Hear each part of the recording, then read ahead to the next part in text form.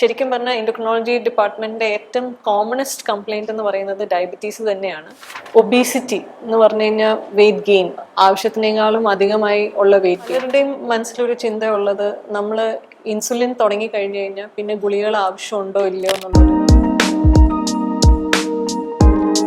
Hello everyone, ഞാൻ doctor Sona Abraham, BNB memorial ഹോസ്പിറ്റലിൽ consultant endocrinologist and diabetologist ആയിട്ട് work ചെയ്യുന്നു.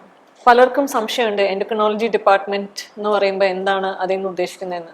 എൻഡോക്രിനോളജി എന്ന് പറയുന്നത് ഇത് ഹോർമോൺസിന്റെ ഒരു സ്പെഷ്യാലിറ്റിയാണ്. നമ്മളുടെ ഹോർമോൺസ് എന്താണെന്ന് ചോദിച്ചു കഴിഞ്ഞ് കഴിഞ്ഞാൽ എല്ലാവരും ഹോർമോൺസ് എന്ന് പറയുമ്പോൾ മനസ്സിൽ തൈറോയിഡ് എന്ന് മാത്രമാണ് മനസ്സിലാക്കുന്നത്. പക്ഷേ ഏറ്റവും വലിയൊരു കോമൺ ആയിട്ടുള്ളൊരു ഹോർമോൺ ഡെഫിഷ്യൻസി എന്ന് പറയുന്നത് ഇൻസുലിൻ ആണ്. അപ്പോൾ ശരിക്കും പറഞ്ഞാൽ എൻഡോക്രിനോളജി ഡിപ്പാർട്ട്മെന്റിന്റെ ഏറ്റവും കോമണസ്റ്റ് കംപ്ലൈന്റ് എന്ന് പറയുന്നത് ഡയബറ്റീസ് തന്നെയാണ്. ഡയബറ്റീസ് ഇൻസുലിൻ്റെ ഡെഫിഷ്യൻസിയാണ്. ആ ഇൻസുലിൻ ഹോർമോണിൻ്റെ കുറവ് വരുമ്പോൾ നമ്മുടെ ഷുഗർ കൂടുന്നു, അതിനെ നമ്മൾ പല രീതിയിൽ മാനേജ് ചെയ്യുന്നു. അതേപോലെ തൈറോയിഡ് ആണ് അടുത്ത കോമൺ ആയിട്ട് കാണുന്ന എൻഡോക്രിനോളജി ഡിസോർഡർ. അതിൻ്റെ അകത്ത് ഹോർമോണിൻ്റെ കുറവുണ്ടെങ്കിലും ഹോർമോണിൻ്റെ കൂടുതലുണ്ടെങ്കിലും അത് കാരണം ബോഡിയിൽ അതിൻ്റെതായ ചേഞ്ചസ് കാണുന്നു. ആൻഡ് അതിനെ നമ്മൾ മരുന്നുകളായിട്ടും പല രീതിയിലുള്ള ചിലപ്പോൾ റേഡിയേഷനും ചിലപ്പോൾ സർജറി ആയിട്ട് ട്രീറ്റ് ചെയ്യേണ്ട ആവശ്യം വരുന്നു. അതുകൂടാതെ തൈറോയിഡിൻ്റെ മുഴകൾ, പലതരം മുഴകൾ, അതിൻ്റെ അകത്തുള്ള പ്രോബബിൾ ക്യാൻസറിൻ്റെ റിസ്ക്, അതൊക്കെ എൻഡോക്രിനോളജി വിഭാഗത്തിനകത്ത് വരും.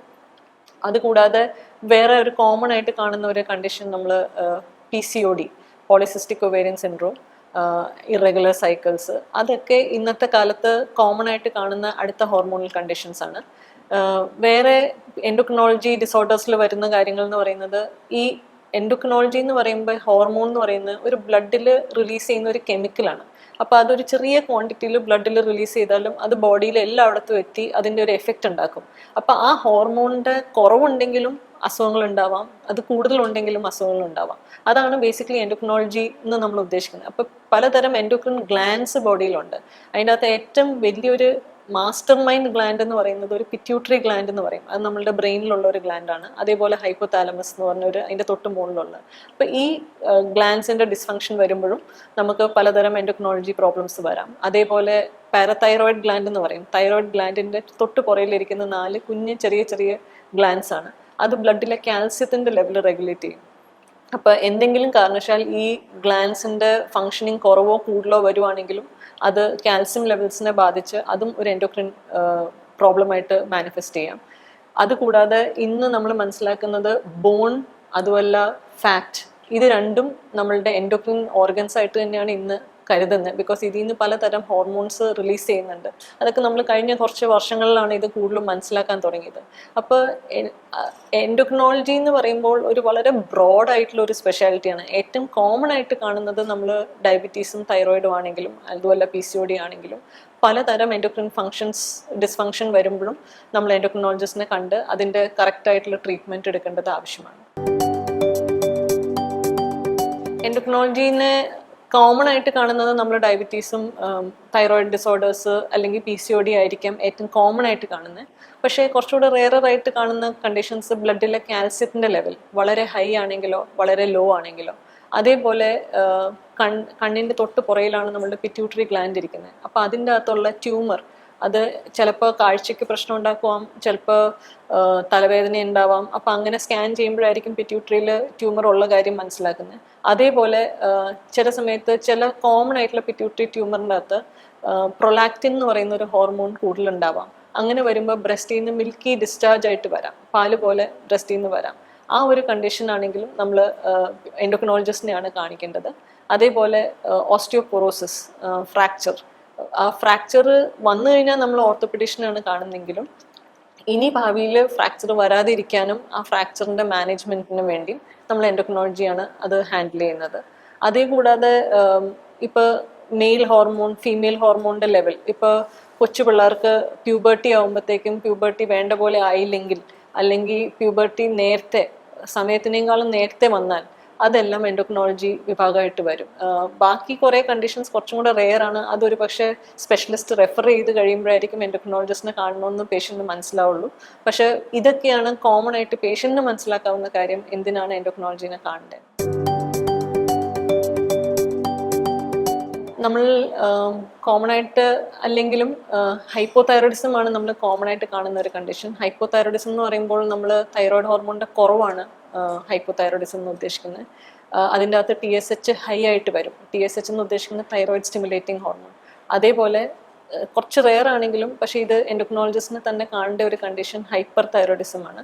ഹൈപ്പർ തൈറോയിഡിസത്തിൻ്റെ അകത്ത് ബേസിക്കലി തൈറോയിഡ് ഗ്രന്ഥിയിൽ നിന്ന് ആവശ്യത്തിനേക്കാളും അധികം ഹോർമോൺ ഉണ്ടാകുന്നു. ആ ഹോർമോൺ കൂടുതലുണ്ടാവുമ്പോൾ T3 T4ൻ്റെ ലെവലാണ് കൂടുന്നത്. അത് കൂടുമ്പോൾ പിറ്റ്യൂട്ടറി ഗ്ലാൻഡ് അതിനെ കുറയ്ക്കാൻ നോക്കുന്നത് എഫേർട്ടിലാണ്. TSH തൈറോയിഡ് സ്റ്റിമുലേറ്റിംഗ് ഹോർമോണിൻ്റെ ലെവലിൽ ലോ ആയിട്ട് വരും. പേഷ്യൻറ്റിന് അനുഭവിക്കുന്ന സിംറ്റംസ് എന്ന് പറഞ്ഞു കഴിഞ്ഞാൽ നെഞ്ചെടുപ്പ് കൂടുതൽ, ഭയങ്കര ചൂട്, മുടി പൊഴിച്ചിൽ, പീരിയഡ് ഇറെഗുലാരിറ്റീസ്, അല്ലാതെ ഭയങ്കരമായിട്ട് വെയിറ്റ് ലോസ്, കൈ വിറയൽ, നെഞ്ചെടുപ്പ്, ഇതൊക്കെയാണ് പേഷ്യൻ്റ് അനുഭവിക്കുന്ന സിംറ്റംസ് ഹൈപ്പർ തൈറോയിഡിസത്ത്. അങ്ങനെ വരുവാണെങ്കിൽ നമ്മൾ നമ്മുടെ തൈറോയിഡിൻ്റെ ബ്ലഡ് വർക്ക് ചെയ്ത് എൻഡോക്രിനോളജിസ്റ്റിനെ കണ്ട് എൻഡോക്രിനോളജിസ്റ്റ് പറയുന്ന അനുസരിച്ച് ഒരു പക്ഷേ പ്രത്യേക തരം സ്കാനുകൾ തൈറോയിഡിൻ്റെ എടുക്കേണ്ടി വരാം. ന്യൂക്ലിയർ സ്കാൻ എന്ന് പറയും. അത് എടുത്തിട്ട് നമുക്ക് ചിലപ്പോൾ തൈറോയിഡിൻ്റെ പ്രത്യേക മരുന്നുകൾ അതനുസരിച്ച് സ്റ്റാർട്ട് ചെയ്യേണ്ടി വരാം.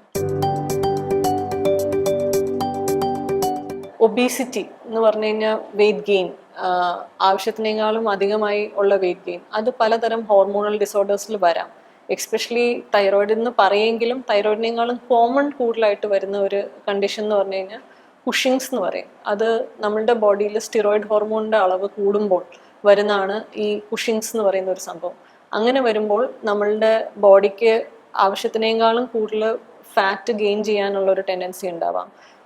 കുഷിങ്സിൽ വരുമ്പോൾ ആൾക്കാർക്ക് 15-20 കിലോ ഒക്കെ വെയിറ്റ് ഗെയിൻ ചിലപ്പോൾ ഒരു ഷോർട്ട് പീരീഡ് ഓഫ് ടൈമിൽ ഉണ്ടായെന്ന് വരാം.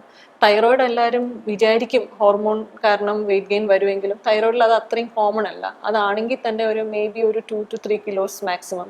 അപ്പോൾ അങ്ങനെ വരുവാണെങ്കിൽ അതിന് കുറേ സ്പെഷ്യലൈസ്ഡ് ആയിട്ടുള്ള ടെസ്റ്റിംഗ് ഉണ്ട്. അത് എൻഡോക്രിനോളജിസ്റ്റിനെ കണ്ട് എൻഡോക്രിനോളജിസ്റ്റ് എക്സാമിൻ ചെയ്ത് അതുകൂടാതെ ഇതിൻ്റെ ഹിസ്റ്ററി കുറച്ചുകൂടെ ഡീറ്റെയിൽ എടുത്തിട്ട് ആ സ്പെഷ്യൽ ടെസ്റ്റിങ്ങിൻ്റെ ത്രൂ ആയിട്ടാണ് ഈ കണ്ടീഷൻ ഉണ്ടോ ഇല്ലയോ എന്ന് കൺഫേം ചെയ്യാൻ പറ്റുള്ളൂ. അതേപോലെ തന്നെ വെയിറ്റ് ലോസ് വരുന്ന ഹോർമോൺ കണ്ടീഷൻ കൂടുതലും തൈറോയിഡിൻ്റെ കണ്ടീഷൻ തന്നെയാണ്. ആ ഒരു ഹൈപ്പർ തൈറോയിഡിസം എന്നുള്ള ഒരു കണ്ടീഷനിലാണ് ഏറ്റവും കൂടുതൽ അൺഎക്സ്പെക്റ്റഡ് ആയിട്ടുള്ള വെയിറ്റ് ലോസ് വരുന്നത്. ആ ഒരു വെയിറ്റ് ലോസ് നമ്മൾ ഭക്ഷണം കൂടുതൽ കഴിച്ചിട്ടും വെയിറ്റ് കുറയുന്ന ഒരു കണ്ടീഷൻ നമ്മൾ ഡോക്ടറിനെ കാണിച്ച് അതനുസരിച്ചുള്ള മരുന്ന് എടുക്കേണ്ട ആവശ്യം. നമുക്ക് ഇന്ന് മെൻ്റൽ ഹെൽത്തും ഹോർമോൺ ഹെൽത്തും ഒരു വളരെ ഇമ്പോർട്ടൻറ്റ് മേഖലയായി മനസ്സിലാക്കിക്കൊണ്ടിരിക്കുന്നു. നൗ പ്രോബ്ലം എന്താണെന്ന് പറഞ്ഞു കഴിഞ്ഞാൽ മെൻ്റൽ ഹെൽത്തിനെ ബാധിക്കുന്ന സാഹചര്യങ്ങൾ, അത് കാരണം ഉണ്ടാവുന്ന സിംറ്റംസ് എന്ന് പറഞ്ഞു കഴിഞ്ഞാൽ ക്ഷീണം, തളർച്ച, മോട്ടിവേഷൻ കുറയുന്നത്, വെയിറ്റ് ഗെയിന്, ഒരു ഉറക്കപ്പിച്ച്, ഇതൊക്കെ ഹോർമോൺ കണ്ടീഷൻസിലും വരാം. അതുകൊണ്ട് പല മെൻ്റൽ ഹെൽത്ത് കണ്ടീഷൻസിൻ്റെ അകത്ത് പേഷ്യൻസ് വിചാരിക്കുന്നത് ഹോർമോൺ കണ്ടീഷനാണെന്ന് വിചാരിക്കുന്നത് പലപ്പോഴും ഒരു സൈക്കാട്രിക് അസുഖത്തിൻ്റെ, ഒരു ഡിപ്രഷൻ്റെയോ അല്ലെങ്കിൽ ഒരു ആങ്സൈറ്റി ഡിസോർഡറിൻ്റെയോ തുടക്കമായിരിക്കാം. അപ്പോൾ ആസ് എ ഡോക്ടർ നമുക്കത് ഹിസ്റ്ററി എടുക്കുമ്പോഴാണ് അത് വേർതിരിക്കാൻ പറ്റുന്നത്. അത് ഹിസ്റ്ററി എടുത്തിട്ട് നമുക്ക് തോന്നുവാണ് ഹോർമോണിൻ്റെ ലക്ഷണങ്ങളാണ് ഇത് വരുന്നതെങ്കിൽ നമ്മൾ ഹോർമോണിൻ്റെ ടെസ്റ്റ് ചെയ്ത് ടെസ്റ്റിൽ വ്യത്യാസം ഉണ്ടെങ്കിൽ മാത്രമേ നമ്മൾ അതിനെ ഹോർമോൺ കണ്ടീഷനായിട്ട് കരുതേണ്ട ആവശ്യമുള്ളൂ. അല്ലെങ്കിൽ അതിനെ അപ്രോപ്രിയേറ്റ് ആയിട്ട് സൈക്കോളജിസ്റ്റിനെയോ സൈക്കാട്രിസ്റ്റിനെയോ റെഫർ ചെയ്യേണ്ട ആവശ്യമാണ്. പലരുടെയും മനസ്സിലൊരു ചിന്തയുള്ളത് നമ്മൾ ഇൻസുലിൻ തുടങ്ങി കഴിഞ്ഞു കഴിഞ്ഞാൽ പിന്നെ ഗുളികൾ ആവശ്യമുണ്ടോ ഇല്ലയോ എന്നുള്ളൊരു സിറ്റുവേഷൻ പലരും ചോദിക്കാറുണ്ട്. നമ്മൾ ഇൻസുലിൻ എടുക്കുമ്പോൾ, ഷുഗറിന് ഇൻസുലിൻ എടുക്കുമ്പോൾ ഇൻസുലിന് ചെയ്യാവുന്നത് ഷുഗറിനെ കൺട്രോൾ ചെയ്യാവുന്നത് മാത്രമേ ഉള്ളൂ. പക്ഷേ ഹാർട്ട് ഡിസീസ് അല്ലെങ്കിൽ ഭാവിയിലുള്ള ഫാറ്റി ലിവറോ അതിനെയൊക്കെ തടയാൻ ഇൻസുലിന് സാധിക്കില്ല. അപ്പോൾ അതിനു വേണ്ടിയാണ് നമ്മൾ ഇന്ന് പലതരത്തിലുള്ള ടാബ്ലറ്റ്സ്, അത് ഇൻസുലിൻ്റെ ആക്ഷൻ ഇമ്പ്രൂവ് ചെയ്യുന്ന ടാബ്ലറ്റ്സ്. ആ ഇൻസുലിൻ്റെ ആക്ഷൻ ഇമ്പ്രൂവ് ചെയ്യുന്ന ടാബ്ലറ്റ്സിൻ്റെ പ്രത്യേകത എന്ന് പറഞ്ഞാൽ ഇൻസുലിൻ്റെ റിക്വയർമെൻറ്റ് കുറയ്ക്കുന്ന ടാബ്ലറ്റ്സ് ആണ്. അപ്പോൾ ആ ഒരു ടാബ്ലറ്റ്സ് ഇൻസുലിൻ്റെ കൂടെ എടുക്കേണ്ടത് വളരെ ആവശ്യമാണ്. അല്ലെങ്കിൽ നമുക്ക് കാർഡിയോവാസ്കുലർ ഡിസീസ്, ഹാർട്ട് അറ്റാക്കിൻ്റെ റിസ്ക്, സ്ട്രോക്കിൻ്റെ റിസ്ക്, ഫാറ്റി ലിവർ സിറോസിസിൻ്റെ റിസ്ക് നമുക്ക് കുറയ്ക്കാൻ സാധിക്കില്ല. ഒരു ഉദാഹരണമായിട്ട് പറയുകയാണെങ്കിൽ ഒരു പേഷ്യൻറ്റ്, പുള്ളിക്കാരൻ ഹീസ് ഇൻ ഹിസ് 70s, പുള്ളിക്കാരന് ഒരു കോർണറി ബൈപ്പാസ് സർജറി ചെയ്തിരിക്കുകയാണ്. അതുകൂടാതെ സ്റ്റെൻസും ഇട്ടിരിക്കുകയാണ്. അപ്പോൾ പുള്ളിക്കാരൻ്റെ റിപ്പോർട്ട്സ് ഈയിടെ നോക്കിയപ്പോൾ ഷുഗർ വളരെ ബോർഡർ ലൈനിലാണ്. 6.4 ആണ് HbA1c. അത് വളരെ ബോർഡർ ലൈനിൽ പെടും. അപ്പോൾ നോർമൽ രീതിയിൽ പുള്ളി മരുന്നൊന്നും ഇപ്പോൾ എടുക്കുന്നില്ല. പക്ഷേ പുള്ളിക്കാരൻ്റെ ഫാസ്റ്റിംഗ് ഷുഗറും ഫാസ്റ്റിംഗ് ഇൻസുലിൻ ലെവലും പുള്ളി ചെക്ക് ചെയ്തപ്പോൾ അത് വളരെ കൂടുതലായിരുന്നു.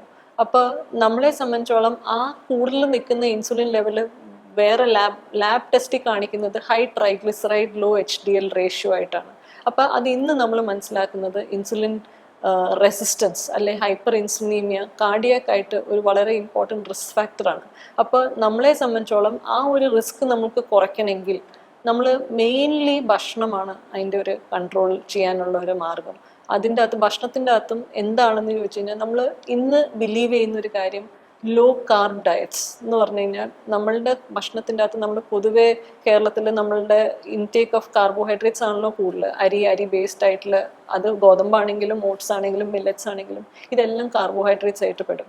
അപ്പോൾ ഈ കാർബോഹൈഡ്രേറ്റ്സിൻ്റെ ക്വാണ്ടിറ്റി കുറയ്ക്കുകയാണെങ്കിൽ അതിന് പകരം നമ്മളത് പ്രോട്ടീൻ ആയിട്ടുള്ള ഭക്ഷണ രീതികൾ കൂടുതലാക്കി നമ്മൾ ഒരു പക്ഷേ ഭക്ഷണത്തിൻ്റെ ഫ്രീക്വൻസി കുറയ്ക്കുക. നമ്മൾ ഇപ്പം 3, 4, 5 പ്രാവശ്യം കഴിക്കുന്നതിന് പകരം നമ്മളൊരു 2, 3 പ്രാവശ്യത്തിലോട്ട് അത് ലിമിറ്റ് ചെയ്യുകയും കഴിക്കുന്ന അളവിൻ്റെ അകത്ത് കാർബോഹൈഡ്രേറ്റ്സിൻ്റെ അളവ് കുറയ്ക്കുകയും ചെയ്യുകയാണെങ്കിൽ നമുക്ക് ഈ പറയുന്ന കാർഡിയക് റിസ്കിനെ ഒത്തിരിയേറെ കുറയ്ക്കാൻ പറ്റും. അതുകൊണ്ട് ഇൻസുലിൻ എടുത്തുകൊണ്ട് എല്ലാം ശരിയായി ഇനി എന്തു ആവാം തോന്നിയ പോലെ കഴിക്കാം എന്നുള്ളൊരു തെറ്റിദ്ധാരണ പലർക്കും ഉണ്ട്. അപ്പോൾ ആ ഒരു ഇതിനെ സംബന്ധിച്ചോളാണ് ഞാൻ ഈ പറയുന്നത്. ഡയറ്റ് എന്ന് പറയുന്നത് വളരെ ഇമ്പോർട്ടൻ്റ് ആണ്. അതുകൂടാതെ ഈ പറഞ്ഞ ഇൻസുലിൻ്റെ കൂടെ ഇൻസുലിൻ്റെ ആക്ഷൻ ബെറ്റർ ആക്കുന്ന മരുന്നുകളും സ്റ്റാർട്ട് ചെയ്യുന്നത് വളരെ ഇമ്പോർട്ടൻ്റ് ആണ്. അല്ലെങ്കിൽ ആ കാർഡിയക് റിസ്ക് നമുക്ക് കുറയ്ക്കാൻ സാധിക്കില്ല.